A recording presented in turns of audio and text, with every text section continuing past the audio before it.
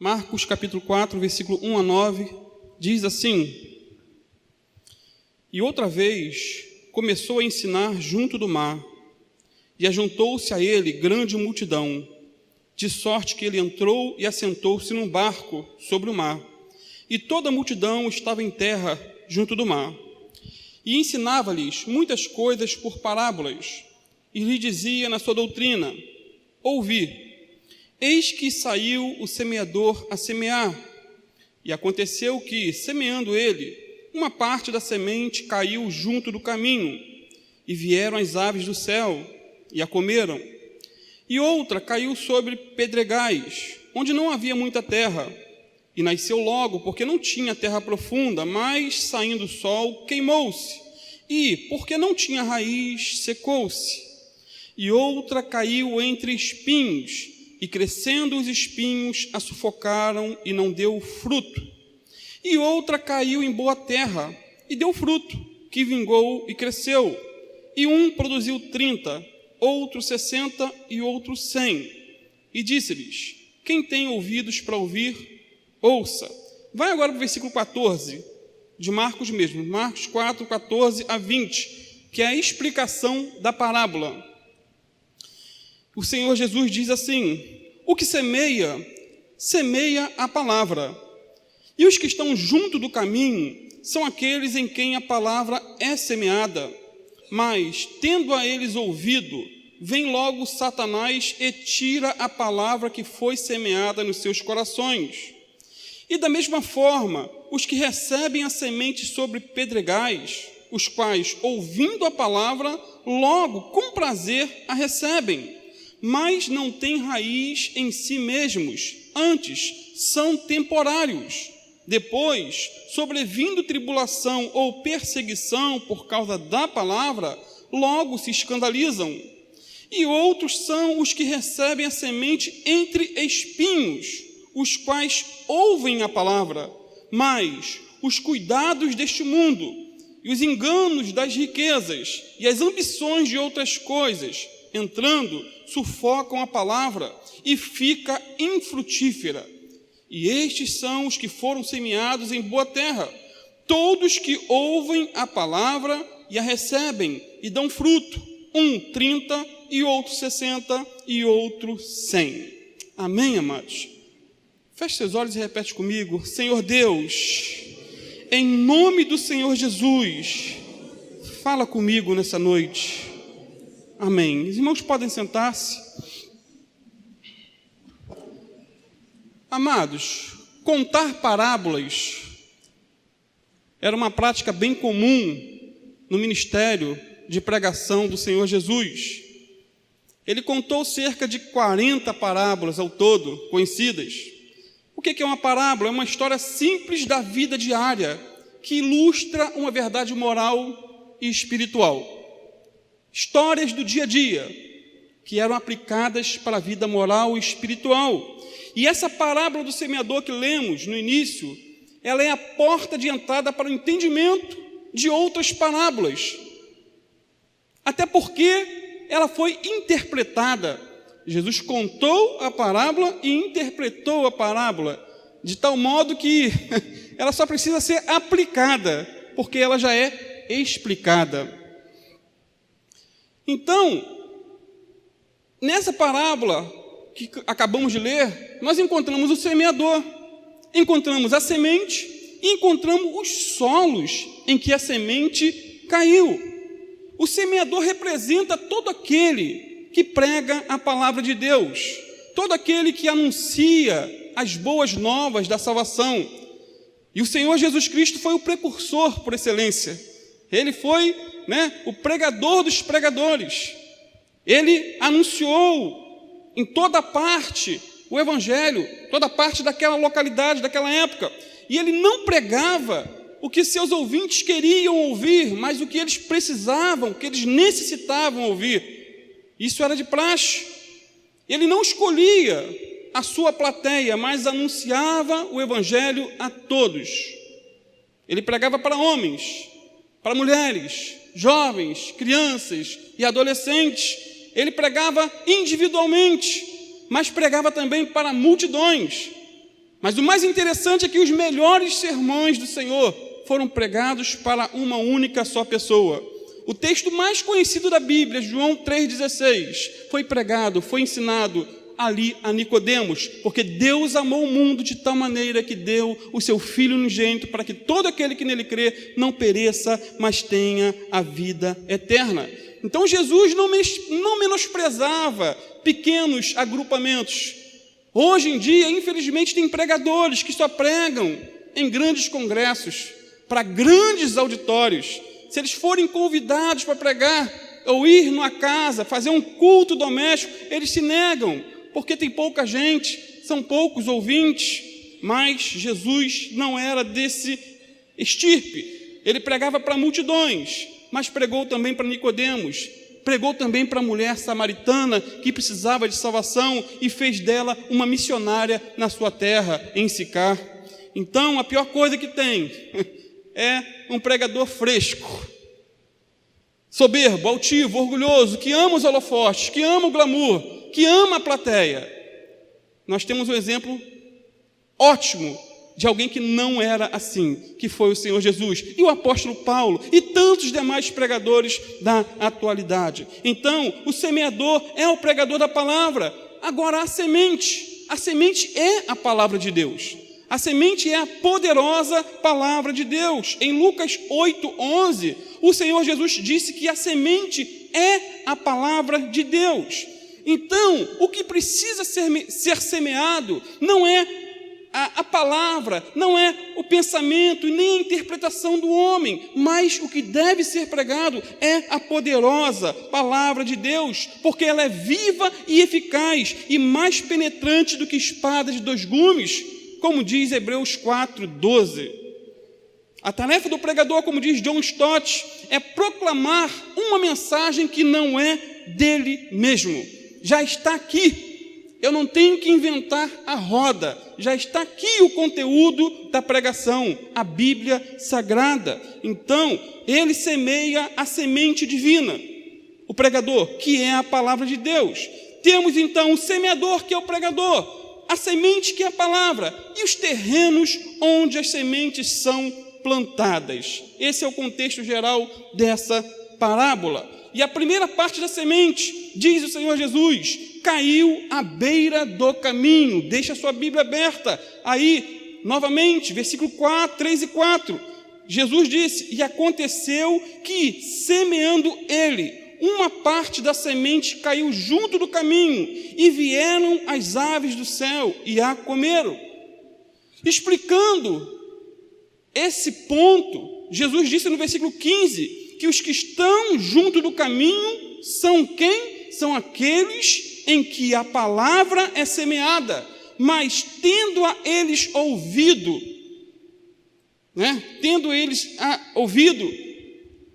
o diabo vem e rouba essa palavra dos seus corações. Tem pessoas que, infelizmente, depois que ouvem a palavra, elas saem da igreja piores do que entraram. Elas não dão crédito àquilo que é pregado. Muitos saem mais duros, muitos saem mais mundanos e até piores do que chegaram. Infelizmente, em Lucas 8:12, Jesus disse, quando se faz esse paralelo entre os evangelhos, que para que não suceda que crendo sejam salvos. O diabo faz com que essa palavra seja roubada, para que não suceda que crendo, porque a salvação vem através do crer. Quem crer e for batizado, diz a palavra, será salvo. E algumas verdades nós podemos destacar nesse ponto, em relação a esse tipo de terreno ou solo. E a primeira verdade que eu aprendo é que a semente, mesmo sendo boa, muitas vezes ela cai em terrenos ruins, terrenos péssimos, improdutivos. A semente é boa, o terreno é ruim. Quando pregamos a palavra de Deus, amados, ela cai em vários tipos de corações, vários. Nessa parábola temos o coração duro, superficial, sufocado e o frutífero. E segundo Jesus, na estatística de Jesus, 25% dos ouvintes da palavra continuarão insensíveis àquilo que estão ouvindo. Insensíveis. Esse ouvinte é um homem indiferente, que a rotina da vida insensibilizou. Essa pessoa conforma-se com o rodar dos carros e a passagem dos homens, e vai vivendo a vida, ou vai deixando a vida levar, sem nenhuma mudança, em nada, sem fazer sulcos na alma, em relação àquilo que ouviu da bendita palavra. John Mackay diz que para muitos homens, o mais sério de todos os problemas é não perceber nenhum problema. O pior dos problemas é quando a pessoa não percebe nenhum problema. Eles estão satisfeitos consigo mesmos, agarrados ao hábito, escravos da rotina, orgulhosos de suas crenças ou da ausência dessas crenças, consumidos no prazer, nada levam a sério. Diz mais ele, que o mais leve pretexto é bastante para que não assistam a uma conferência, não leiam um livro, ou não façam nem recebam uma visita que possa prejudicar, de algum modo, o seu estilo de vida, ou o seu prestígio, ou conturbar o seu sossego monótono e artificial. Há pessoas assim, infelizmente, e quem disse isso foi o Senhor Jesus. John MacArthur diz também que esse tipo de ouvinte, esse aqui do coração duro, é insensível, apático, distante, indiferente, negligente e até hostil àquilo que ouve. Não quer saber do Evangelho. A mensagem bate nele e volta. A mensagem entra por um ouvido e sai pelo outro, sem fazer nenhuma mudança em nenhuma área da vida. É por isso, amados, que Jesus não se impressionava com multidões. Ele não se impressionava. Ele sabia que a grande maioria de seus ouvintes não receberiam a palavra e não dariam frutos. Não porque Deus quisesse que fosse assim. Não porque Deus predestinou essas pessoas para serem duras. Não, amados. Elas mesmas se endureceram, elas mesmas não querem receber a salvação. Não podemos, há pessoas, há pregadores, há teólogos que culpam a Deus por esse endurecimento. Mas Deus não é injusto, o Evangelho ele é pregado, você ouve, eu ouço, agora a recepção é nossa. O que fazemos com aquilo que ouvimos? Alguns ouvem uma pregação e saem da igreja avivados. Alguns ouvem uma pregação ou leem a Bíblia e se tornam melhores. Buscam mais a oração, o jejum, procuram não faltar nenhum culto. Alguns têm essa consequência por ouvir a palavra, mas outros ouvem a mesma mensagem e saem da igreja falando mal do pregador, falando mal da palavra, reclamando dos irmãos, brigando com a família, e muitas vezes sobra até para o cachorro em casa que leva um chute. Sai pior, sai mais duro, ranzinza, rabugento. Então a mesma palavra que produz vida para alguns, infelizmente, gera morte para outros. O mesmo sol que amolece a cera, já diz essa frase antiga, endurece também o barro. O mesmo sermão que leva alguns às lágrimas, o mesmo sermão que leva alguns ao quebrantamento, o mesmo sermão que leva alguns ao arrependimento, à convicção de pecados e uma mudança de vida, leva outros ao endurecimento. E Jesus disse que o solo ficou duro, porque ele estava o quê? À beira do caminho. Ou seja, esse solo ele foi endurecido com o passar do tempo. O que nos leva a entender, talvez, é que essa pessoa um dia, talvez tenha sido mais maleável, o coração era mais amolecido. Um dia ele talvez tenha sido produtivo, mas por causa de influências externas, por causa do ir e vir de muitas pessoas, o solo foi ficando aí duro, petrificado, improdutivo. E eu aprendo algo interessante com isso. Muitas pessoas estão endurecidas por causa das circunstâncias amargas da vida. As pessoas vão se endurecendo por causa de um desemprego, por causa de uma doença, por causa de uma enfermidade, traição, frustração.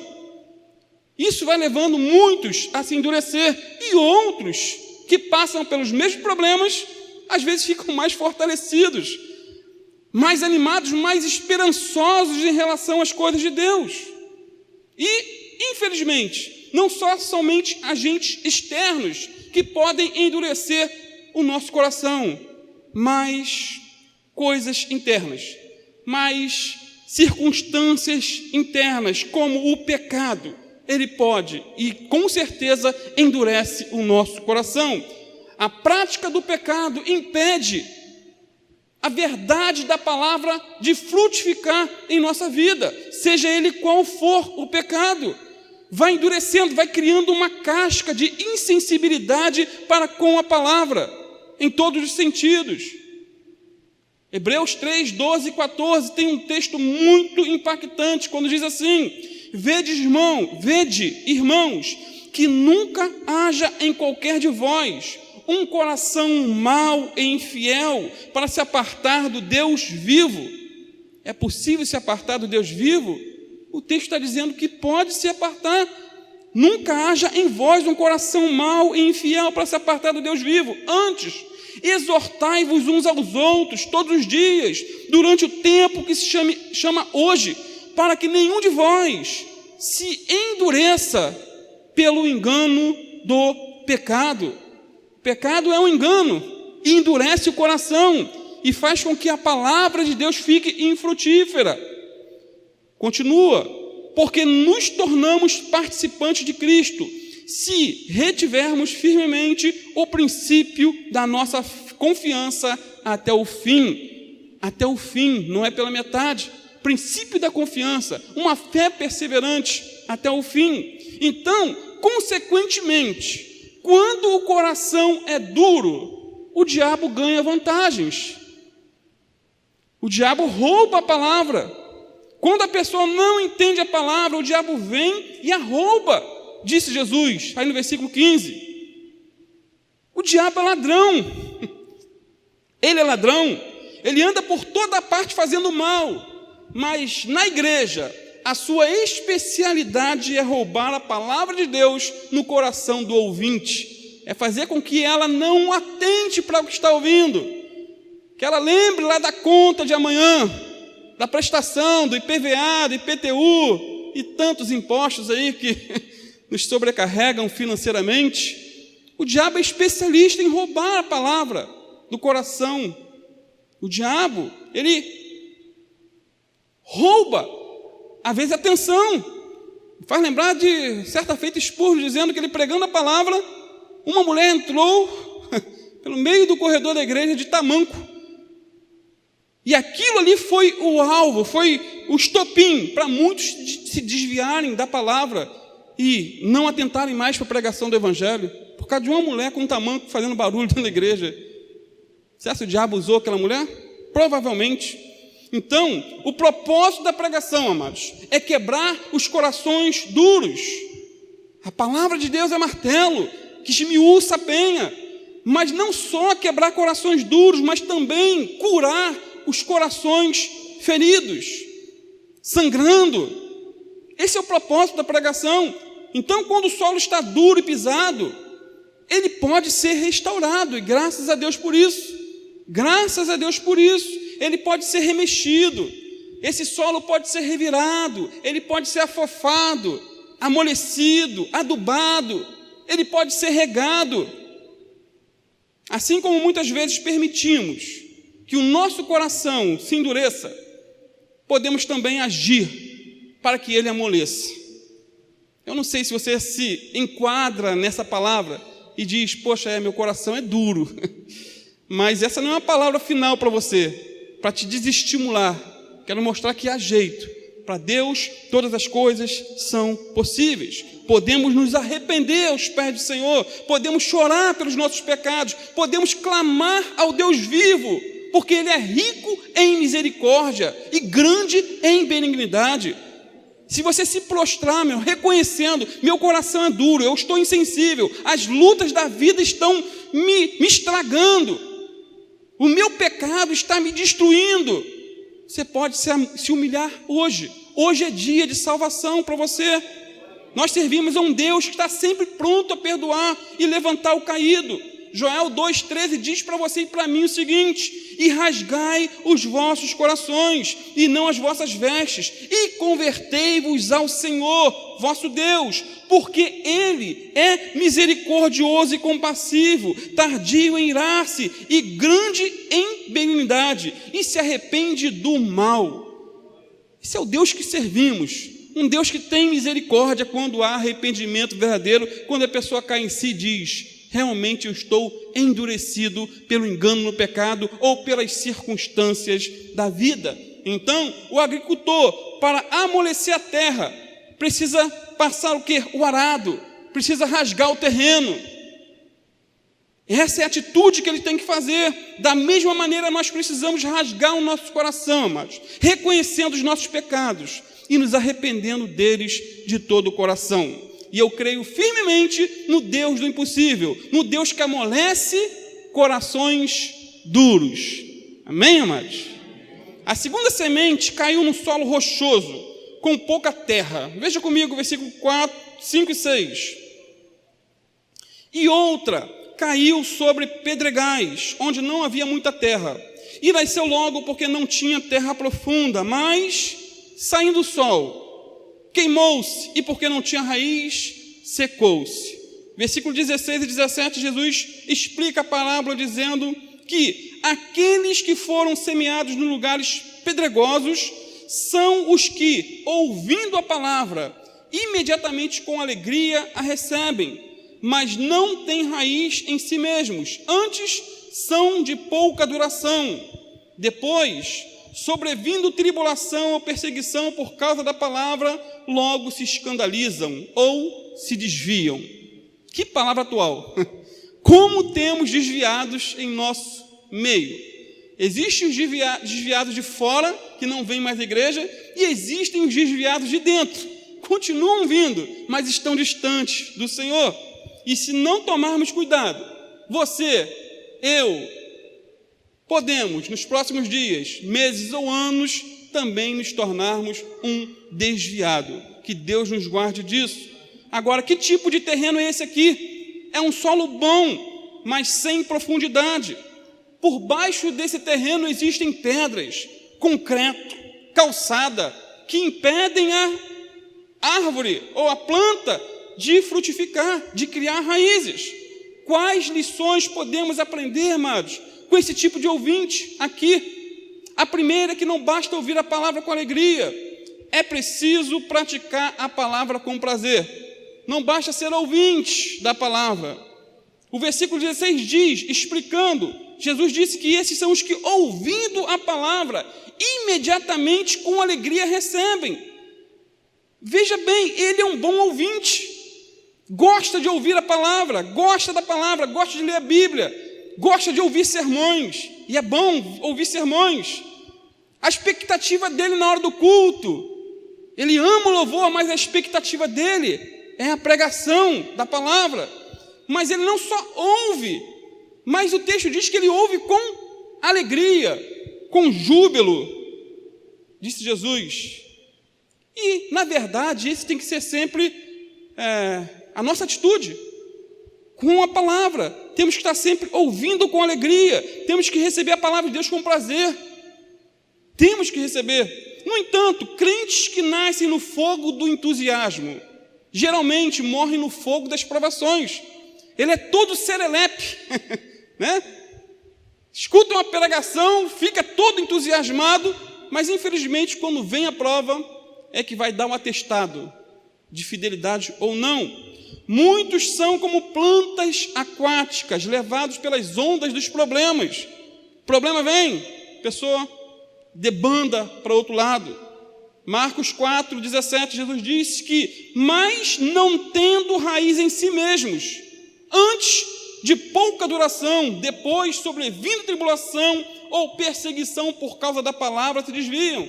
Então, o que sustenta uma árvore não são os galhos, o que sustenta uma árvore não são as folhas, não são os frutos, não é o tronco, mas o que sustenta uma árvore são as raízes. Raiz fala de estabilidade, raiz fala de maturidade, raiz fala de perseverança. Não vemos a raiz de uma árvore, mas sem raiz ela cai. Quando o vento bate, você vai ver se a raiz está boa ou não, se ela está aprofundada. Se ela estiver podre, a árvore cai. Então, raiz espiritual fala do nosso devocional com Deus, fala da nossa vida de oração, que ninguém vê e ninguém precisa ver. Fala da nossa dedicação à palavra, leitura da Bíblia, que ninguém sabe e ninguém precisa ficar sabendo. Raiz fala também de profundidade de consagração, por meio de jejum, por meio de oração, por meio de choro, por meio de arrependimento. Ninguém vê, mas é raiz. São coisas que ninguém precisa ver, ninguém precisa saber, mas que precisamos ter, se queremos ter raízes profundas na nossa vida diária. O crente que só ora em público, que só jejua quando é convocado pela igreja, que só vai à igreja por pressão, porque o pastor liga, meu irmão, não foi, 2 semanas já que você não vem para a igreja, aí fica aquele lenga-lenga, né, cobrando, só vem por pressão. Meu irmão, não tem raiz. Nós temos que sim nos preocupar uns com os outros, saber por que a pessoa não está indo à igreja, mas a pressão não gera estabilidade. Amados, o segredo da nossa estabilidade espiritual é a nossa intimidade com Deus. Esse é o segredo da nossa estabilidade espiritual. A vida secreta com Deus é garantia de uma vida pública de sucesso, sucesso espiritual, vitoriosa. E é nessa intimidade que encontramos forças, é nessa intimidade com Deus que encontramos alimento, estrutura, para suportar os vendavais da vida, que vem para todos, vem para mim, vem para você. A raiz leva tempo para aprofundar. Raiz profunda leva tempo, não é da noite para o dia. Me faz lembrar do bambu chinês. Depois que a semente é plantada, o que se vê por 4 anos é um pequeno broto. 4 anos, um pequeno brotinho, bambu chinês. Mas por baixo da terra, esse bambu está aprofundando as suas raízes. No 5º ano, o bambu chinês começa a crescer e chega a 25 metros de altura. Ele só chega a essa altura toda, amados, porque por 4 anos ele estava ali aprofundando as raízes. Precisamos, em nome de Jesus, aprofundar as nossas raízes, buscar a Deus com mais intensidade, ler a palavra de Deus com mais devoção, jejuar com mais intensidade, amados. Não deixar de congregar como é costume de muitos, de alguns. Essas são práticas simples, repetitivas, mas que fazem com que tenhamos raízes profundas para a glória de Deus. Então, a função da raiz é buscar os nutrientes necessários para a sobrevivência da planta. Da mesma maneira, precisamos buscar nutrientes na palavra, que é alimento para a nossa alma. Precisamos buscar intimidade com Deus, para que possamos resistir ao dia mau. E esse dia vem, chega. Precisamos vigiar e orar para não cairmos em tentação. A segunda lição que eu aprendo é que as raízes nos protegem do calor do sol. Raiz nos protege do calor do sol. Quanto mais aprofundados estivermos em Deus, o sol não vai nos queimar. Olha o que Jesus disse no versículo 6. Mas saindo o sol, queimou-se, e porque não tinha raiz, secou-se. Uma planta, para crescer de maneira saudável, amados, ela precisa de um solo bom e profundo. Precisa de água em abundância e também de sol. O sol é necessário para um crescimento saudável. Só que essa semente aqui caiu num local onde tinha pouca terra. E mesmo ela sendo regada, a planta não vigou, porque não tinha aprofundado as suas raízes. Então, por falta de raiz, o mesmo sol que era para produzir vida naquela planta, gerou morte. O sol que devia fazer a planta crescer, queimou essa planta. O mesmo sol que é fonte de vida para uma planta enraizada, amados, é instrumento de morte para aquela que não tem raiz. O mesmo acontece no mundo espiritual. Exatamente. Nessa parábola, o sol simboliza as perseguições, simboliza as tribulações, simboliza os problemas da vida. O sol simboliza as enfermidades, o desemprego, as tribulações de modo geral. Problema com cunhado, com sogra, tribulações com animal, qualquer coisa. O sol simboliza problemas, de modo geral. Marcos 4,17, Jesus disse: mas não tem raiz em si mesmos, antes são de pouca duração. Interpretando, mas sobrevindo a tribulação, já aplicando para o sol, ou perseguição por causa da palavra, logo se escandalizam. Então, a mesma perseguição, tribulação, tentação que fortalece o crente enraizado, leva o crente superficial à apostasia, ao esfriamento, ao abatimento, ao desânimo. Quando não aprofundamos nossas raízes, ficamos vulneráveis às tempestades que nos assolam. Se, buscando a Deus, orando, jejuando, congregando, de vez em quando as lutas nos abatem, quase nos derrubam, imaginem sem praticar nada, sem ter nenhuma devocional com Deus. É suicídio espiritual. Quando não aprofundamos nossas raízes, somos queimados pelo sol dos problemas. Um crente sem raiz é um crente sem vigor. Um crente sem raiz é um crente sem estabilidade. E ele é um forte candidato a se desviar também da fé. Não perseverar até o fim. Amados, o sol das provações vem para todos. As lutas, provações e doenças vêm para os superficiais e também para os enraizados. Vem para todos. O desemprego, a perseguição vem para o crente que está jejuando, orando, buscando a palavra, indo à vigília. Dos adolescentes aqui que dizem que está uma benção, estou pegando coragem para participar. Eu gosto muito da noite, de sono, dormir. Eu trabalhei tanto à noite que hoje em dia, para me fazer ficar acordado, mas na próxima, se Deus quiser, eu vou estar indo. Então, se a luta vem para esses, imaginem para os outros. Vem. Agora, como nós lidamos com essas dificuldades?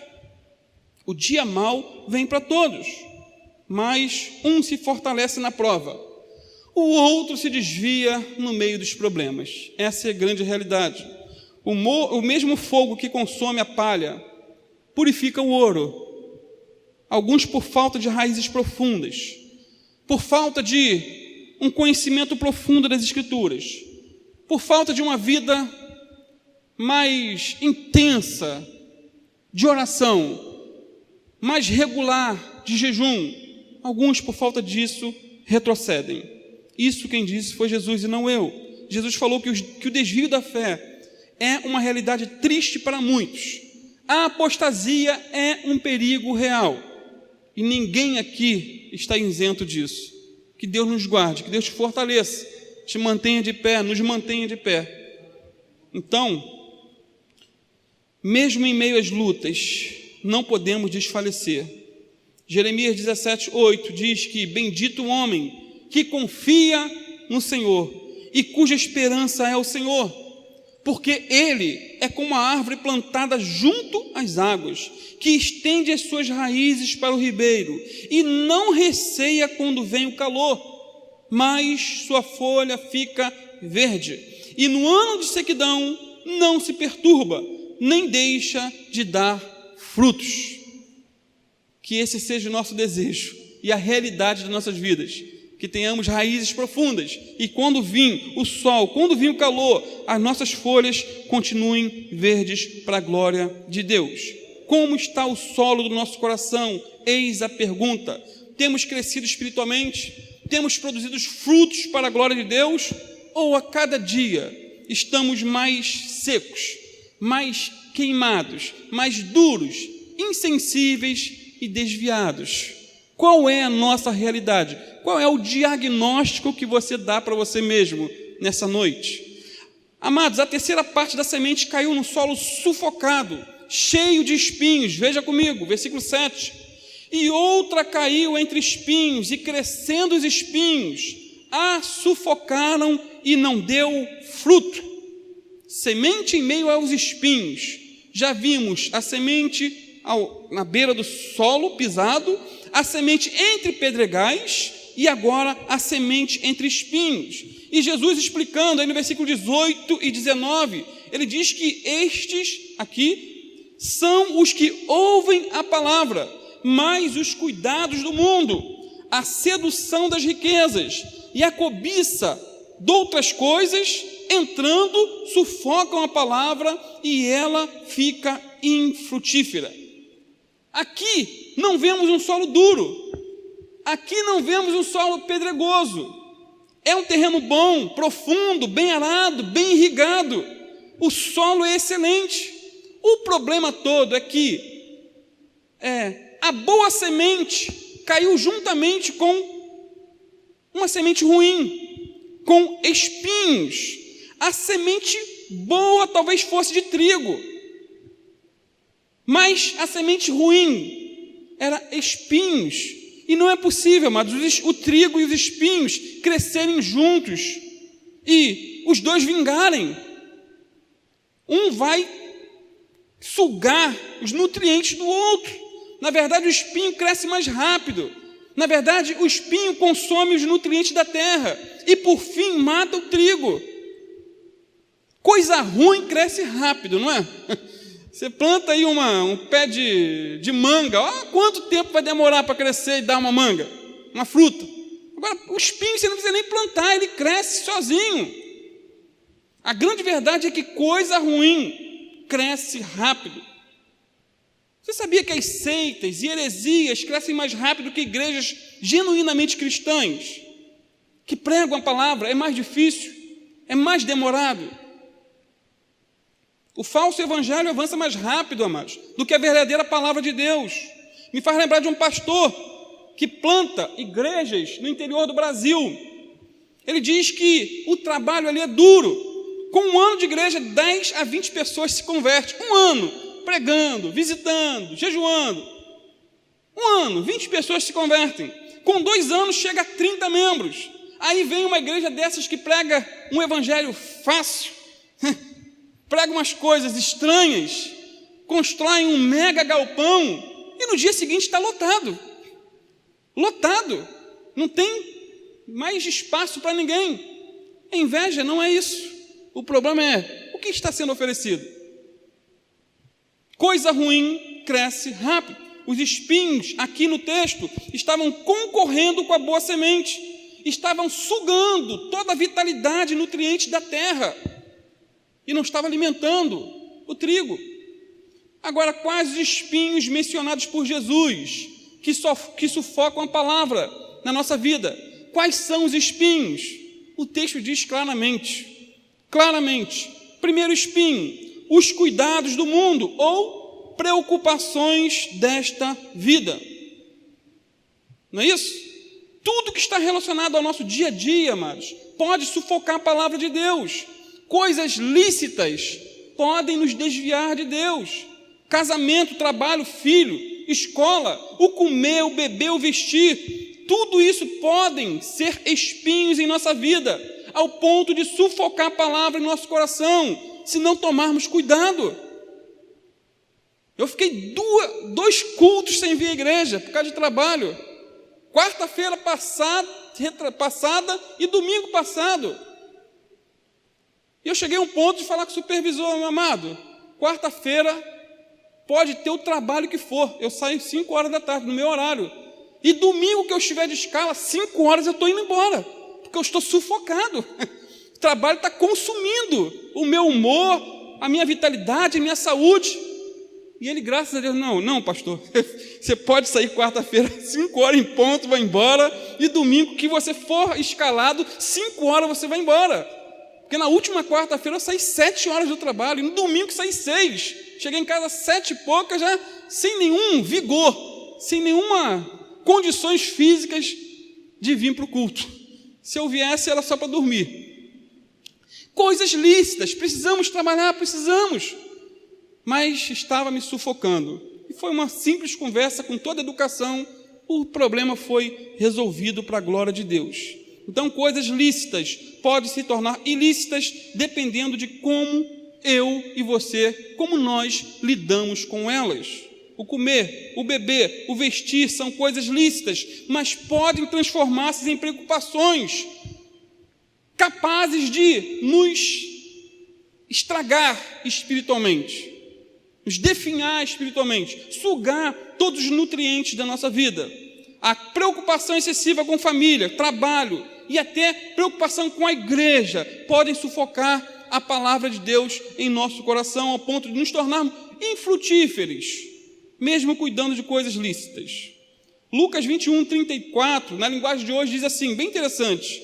E Jesus terminou dizendo, fiquem alertas, para mim e para você, não deixem que as festas, ou as bebedeiras, ou os problemas dessa vida façam vocês ficarem tão ocupados que aquele dia pegue vocês de surpresa. É uma linguagem bem de hoje, mas bem prática para o nosso dia a dia. Então essas palavras foram ditas aos discípulos de Jesus, e elas são uma realidade para mim e para você também. J.C. Ryle diz algo interessante. Ele diz que as preocupações deste mundo são apresentadas lado a lado com as orgias e a embriaguez. Excessos no comer e beber não são os únicos que prejudicam a alma. Existe uma excessiva ansiedade pelas coisas inocentes da vida que tanto é prejudicial ao nosso progresso espiritual, quanto é letal ao nosso homem interior. E ele diz mais, feliz é aquele que aprendeu a ser firme ao lidar com as coisas deste mundo e a crer que, se buscar em primeiro lugar o reino de Deus, e estas coisas serão acrescentadas. Buscar em primeiro lugar o reino do Senhor, e as demais coisas, ou estas coisas, as demais, como diz o... Não existe. Estas coisas, as coisas que Jesus falou, o comer, o beber e o vestir, vão ser acrescentadas, vão ser supridas para a glória de Deus. O segundo espinho que Jesus mencionou foi o engano das riquezas e demais ambições. Veja o versículo 19. Mas ele disse assim, os cuidados deste mundo e o engano das riquezas e as ambições de outras coisas entrando sufocam a palavra e ela fica infrutífera. Amados, o dinheiro é bom. Você concorda que o dinheiro é bom? Eu acho bom. O dinheiro é bom, é bênção, resolve problemas, paga dívidas e pode usar ou ser usado para ajudar os pobres. Na contribuição aqui da igreja que o pastor falou ainda agora. O dinheiro é bênção. O dinheiro é um excelente servo. Só que ele é um péssimo patrão. Ele deve ser usado, mas não abusado. Ter dinheiro não é pecado, ser rico não é uma maldição. Agora, quando alguém tem a ambição descontrolada, louca, doentia, de ser um mega empresário, um milionário, um bilionário, ele fica exposto a várias tentações e laços terríveis. O primeiro pecado é a avareza, a ganância de acumular, juntar. É algo doentio. Tem gente que vive uma loucura em acumular, em ajuntar e depositar dinheiro. É algo doentio, não é algo saudável, no sentido de estar se precavendo, guardando um trocadinho para uma necessidade, um dinheiro, tendo sempre uma reserva. Isso não é pecado. Eu estou falando da loucura, do amor ao dinheiro. Em 1 Timóteo 6,10, Paulo disse que o amor ao dinheiro é a raiz de todos os males. E por causa dessa cobiça, alguns se desviaram da fé e se atormentaram em meio a muitos sofrimentos. Em meio a muitos e não poucos sofrimentos. Tem um ditado chinês que diz o seguinte: o dinheiro pode comprar uma casa, mas não pode comprar um lar. Pode comprar um relógio, mas não compra o tempo. pode comprar uma cama, mas não compra o sono. O dinheiro pode comprar um livro, mas não compra o conhecimento. O dinheiro pode pagar um bom médico, mas não dá saúde. O dinheiro pode comprar um cargo, mas não o respeito. Pode comprar o sangue, mas não compra a vida. Pode comprar o sexo, mas não compra o amor.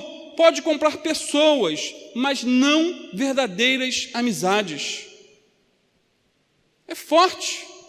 Então, amados, quando o assunto é dinheiro, temos que tomar cuidado. Não podemos deixar que a sedução das riquezas nos sufoquem. Mesmo tendo pouco, podemos ser enganados com o sonho de termos muito. Sonhar. E tem gente que nessa loucura em ficar milionário, investe em tudo, atiram para todo lado, meu irmão. A Mega Sena está acumulada, ele vai lá. Fica até com medo, né, na fila lá, que alguém da igreja veja ele lá fazendo a fezinha. Irmão, você não precisa disso. Creia em Deus. Creia que Ele há de suprir cada uma das suas necessidades. Todos aqueles que ganharam nesses jogos de azar, ou foram assassinados, ou já morreram há muito tempo, ou ficaram pobres. Salomão, ele foi rico, mas não buscou riquezas. Lembra de Salomão? Foi rico, mas ele não buscou riquezas. Ele pediu a Deus sabedoria e conhecimento para guiar o povo. Deus deu a ele sabedoria, conhecimento e riquezas. Você sabia que existem crentes que são ricos? Crentes ricos, mas que não amam o dinheiro. Pessoas que investem milhões em obras missionárias. Existem, são poucos, mas existem. Crentes que mesmo tendo muito dinheiro não consideram o que tem como seu, mas como sendo do Senhor. Jó era rico, mas não era avarento. Ele era generoso. Tinha dinheiro, mas não era avarento. Não era orgulhoso, não era arrogante.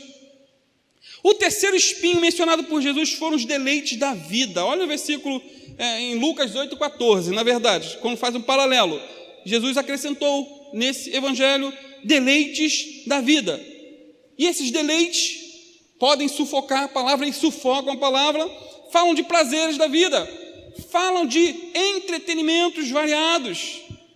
Muitos são sufocados por causa de viagens, por causa de passeios, por causa de festas. Deixam de ir para a igreja, horário do culto, para ir para o shopping. Deixam de vir para a escola dominical, para ir para tantos lugares. Não priorizam a palavra de Deus e a palavra de Deus vai sendo sufocada. Infelizmente, outras coisas sufocam o coração desse ouvinte. Um dia ele quer servir a Deus, está sempre dividido. Outro dia ele quer servir aos prazeres, aos divertimentos, às paixões mundanas.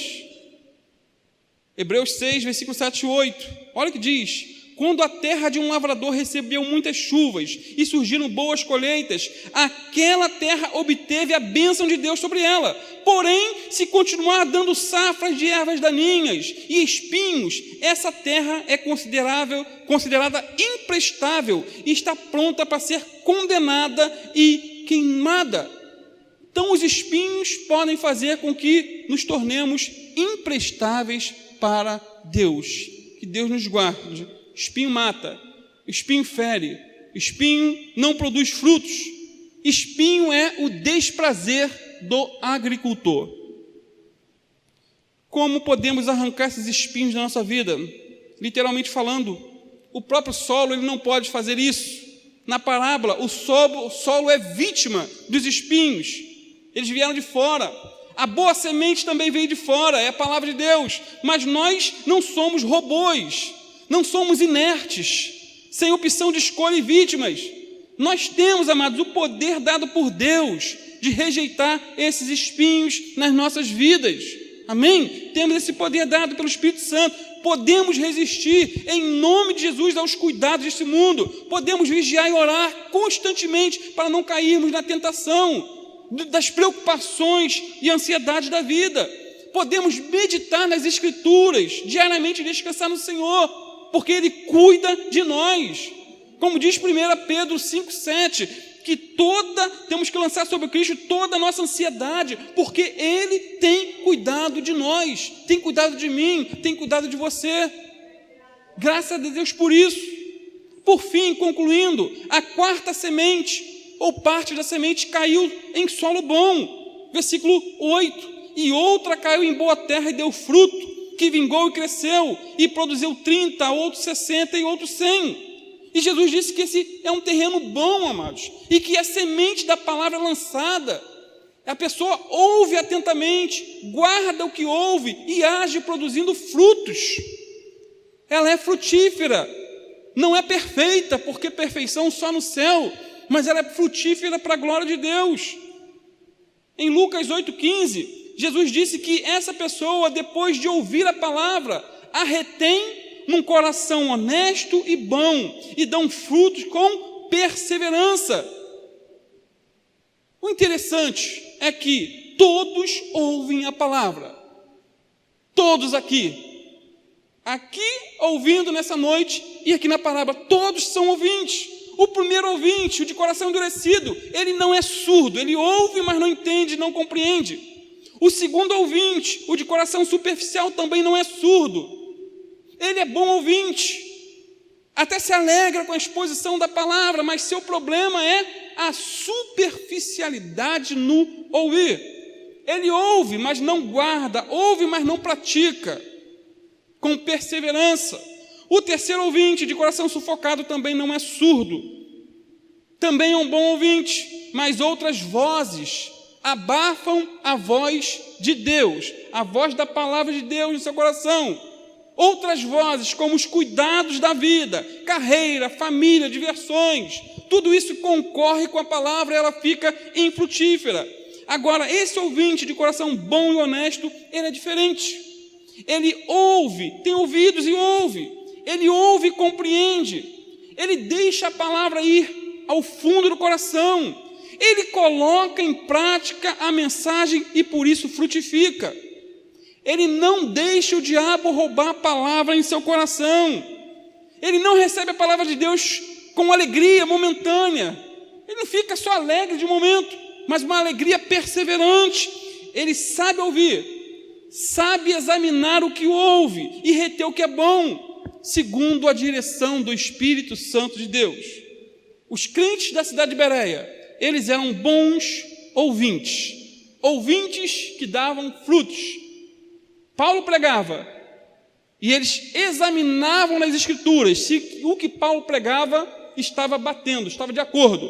Por isso eles foram elogiados pelo Espírito Santo de Deus. Que Deus faça de nós bons ouvintes da palavra do Senhor, frutíferos para a glória dele.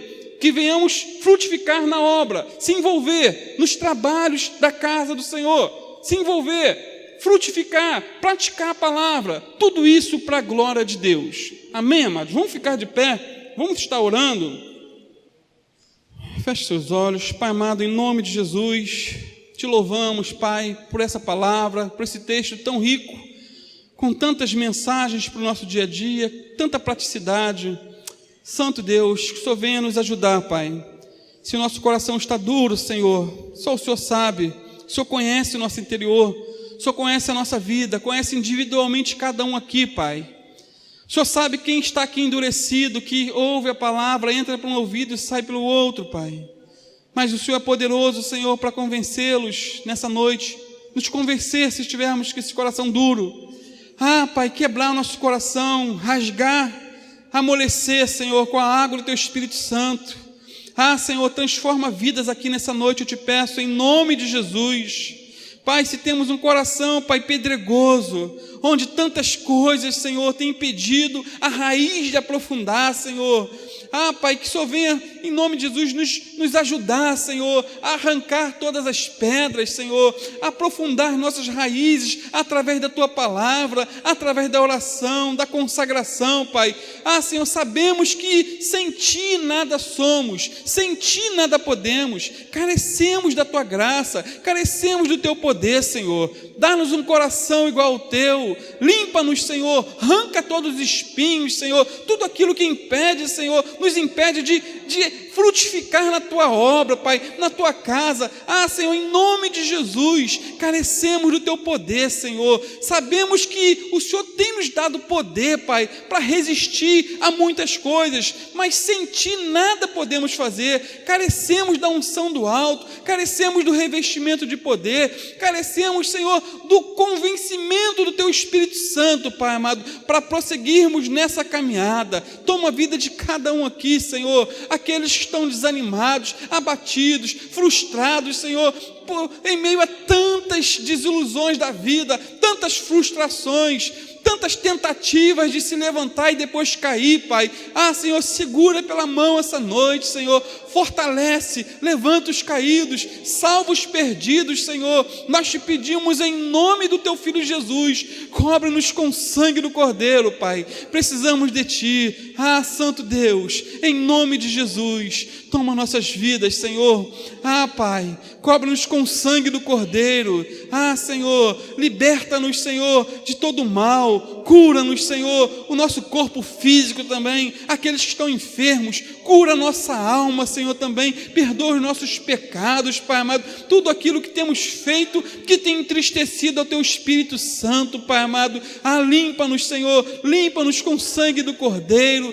Senhor, ajuda-nos a caminhar dia após dia em santidade, a viver para Te agradar, Senhor. A viver, Senhor, uma vida santa, limpa, Senhor, sem mácula alguma, Pai. Toma nossas vidas. Precisamos de Ti, Pai amado. Cobre-nos com o sangue do Cordeiro. Abençoa-nos, abençoa a nossa semana, abençoa nossos trabalhos, aquele que está desempregado, Senhor, que o Senhor venha, em nome de Jesus, abrir uma porta de emprego, Pai amado. Senhor, agindo, Senhor, quem pode impedir? A porta que o Senhor abre, ninguém fecha, Senhor, mas a porta que o Senhor fecha também ninguém abre. Senhor, tem misericórdia do Teu povo, aqueles que estão desempregados, Pai, que precisam de um milagre, precisam, Senhor, levar o pão de cada dia para o seu lar, Pai. Toma a vida deles em Tuas mãos. Faz o milagre, te pedimos, Senhor. Não é muito, pedimos somente o suprimento, as condições necessárias de levar o pão de cada dia, Senhor. Toma nossas vidas espirituais. Toma, Senhor, essa semana em Tuas mãos, a terça-feira que estaremos jejuando, Pai, em prol da nossa irmã Daniele, Pai. Senhor, toma as mãos dos médicos, Senhor, nessa operação. Senhor, usa eles para a Tua glória, Pai. Nós cremos que ela pode, Senhor, ser curada por Ti, Senhor, antes de passar pelas mãos dos médicos. Cremos no Teu poder, no Teu sobrenatural, mas também cremos que muitas vezes o Senhor usa as mãos dos médicos para fazer um milagre, Pai. Então toma a vida dela em Tuas mãos. Senhor, em nome de Jesus, a família dela, o esposo, as filhas, Senhor, todos precisam dela, Senhor, viva, curada, restaurada, restabelecida, Pai, para a Tua glória, em nome do Teu Filho Jesus.